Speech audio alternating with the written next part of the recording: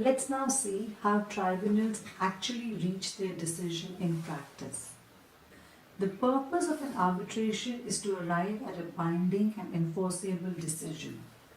On the issuance of an award, the parties and their lawyers are usually entrusted in the dispositive section at the end of the document to find out whether they have won or lost. For parties and lawyers, it is the decision which is the most important.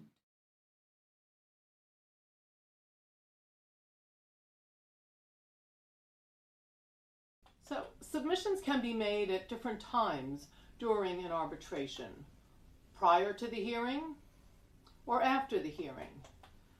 There are certain main submissions that are made by the parties, and those would be the statement of claim and the statement of defense by the claimant and the respondent, respectively. Sometimes the statement of claim will actually be the notice of arbitration, which might be used as the statement of claim, and the same for the response. In addition to the statements of claim and defense, there are additional types of submissions that we will be discussing, and I will also be touching upon the timing and the form of written submissions, and providing at the end some general drafting tips.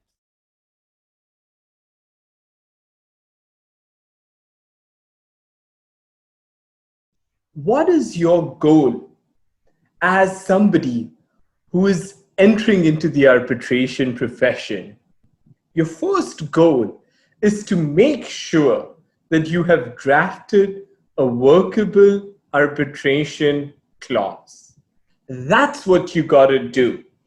Most of the problems that arise in an arbitration often relate to not having a well-drafted clause.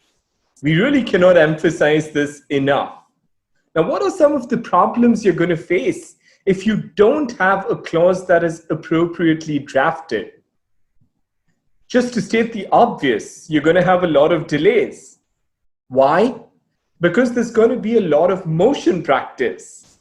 You're likely going to have to go to courts to try and ask the courts to compel arbitration. You're going to have courts